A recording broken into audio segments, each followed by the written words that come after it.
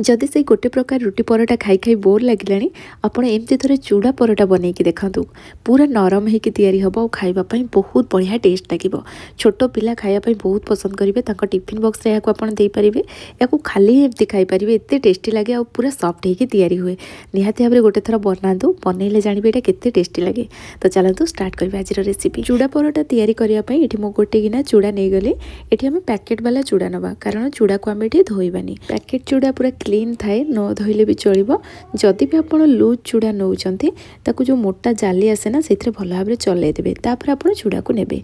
ये आम चूड़ा को ग्राइंडिंग करदे तो मु ग्राइंडर जार आड करदेली या पूरा पाउडर करके नहीं आसवा जमी खदड़िया ये बिल्कुल भी रही भल भाव में गुंड करदे। एबे या आम गोटे जगह को बाहर करनबा आ चूड़ा परोटार टेस्ट बढ़ाइबा ये आम आउ किसी जिनस आड करवा। तो मुझे स्वाद अनुसार लुण देदेली गोटे छोट चामच कसुरी मेथी आड करवा जहाँफल यार फ्लेवर बहुत बढ़िया आसो। आ कसुरी मेथी को ये ड्राई रोस्ट करके आड करवा। एबे आम हाफ छोट चामच ये कला जीरा आड करवा और सबू जिनस को भल भाव में मिक्स करनबा। एबे यापाई गोटे मसला तैयारी करवा से मु ग्राइंडर जार नहीं गली और ये 1.5 इंच अदा को छोट छोट काटिक आड करदेली जहाँफल ये बहुत जल्दी पेस्ट हो। गोटे छोट चामच गोटा जीरा आड करवा ता सहित 1.5 चामच ये मु चीनी आड कली। चीनी दबा द्वारा परोटा हल्का मीठा रहिबो ता सहित ऊपर कलरटा तार बहुत बढ़िया आसीबो और परोटा पूरा गरमा गरम जिते थी उपरटा क्रिस्पी जेहेतु चूड़ा परोटा भितरटा पूरा नरम होगी रहिबो। तो टेस्ट बहुत बढ़िया लगे। ता सहित ये मुझे कंचा लंका देदेली राग जी पसंद करती से अनुसार कंचा लंका देवे। ये टिके राग राग रहिले भी खावाई बहुत बढ़िया लगे। इधर आम पानी देदबा और या फाइन पेस्ट करके नहीं आसवा। एबे ये पेस्ट आम चूड़ा रे ऐड करवा या भल भाव में मिक्स करनबा। एबे आम ए अल्प अल्प पानी दे चूड़ा को मिक्स करवा।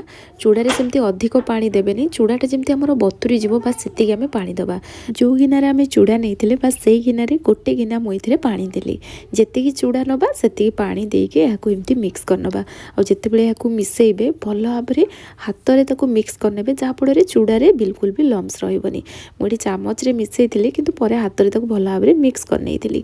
चूड़ारे पानी देलापर या आम 5 मिनिट एमती रेस्ट रखीदे जेहेतु चूड़ा रही ये फुलीज और ये बहुत बढ़िया से देखो ये बतुरी जाइए। 5 मिनिट रेस्ट रखी चूड़ा 5 मिनिट पाखापाखि रहा पानी को पूरा सक कर नब।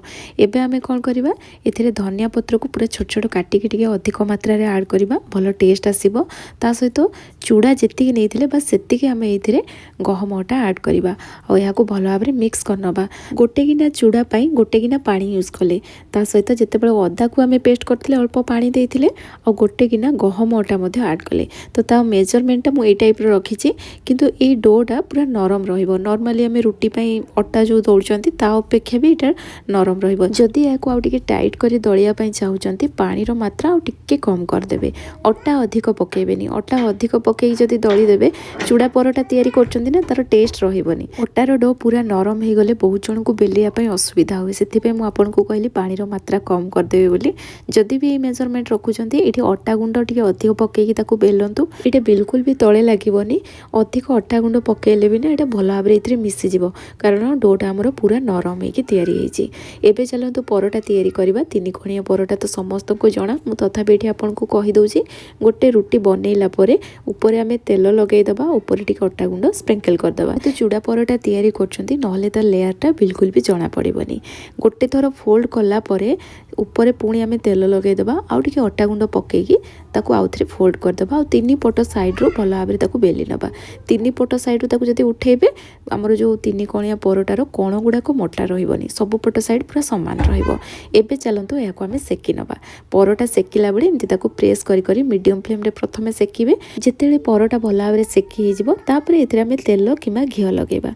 एठी मु तेल लगेइथिले आपण चाहिले घियो लगेइ पारिबे। घियो लगेइले परोटार टेस्ट बहुत बढ़िया आसीबो। 2 पट साइड भल भाव में तेल लगेला परे एपट सेपट करी आमे भल भाव में सेकी देबा। और एठी देखंतु परोटार कलर बहुत बढ़िया आसीची और टेस्ट भी बहुत बढ़िया लगे। आपण माने जेतेले बनै खाइबे जानि परिबे। एठी हमरो गोटे परोटा रेडी हे गला। एबे चलंतु आमे स्क्वायर वाला परोटा तैयारी करबा। सेति पई एठी मु गोटे रुटी बनै नेली। रुटी बनै साला परे एमती तेल लगेइ देबा टिके भल भाव में तापरे ऊपर अटा गुंड टिके पकेइ देबा जा फल रे यार लेयरटा ना बहुत बढ़िया से पड़े आसीबो। 2 पट साइड रो आमे फोल्ड कर देबा। फोल्ड कला परे ता ऊपर मध्ये एमती तेल लगेइ के अल्प टिके अटा गुंड पकेइ देबा। 2 पट साइड रो पुणी आमे फोल्ड कर देबा। एबे एथरे अटा गुंड पकेइ के याको आमे बेली नबा।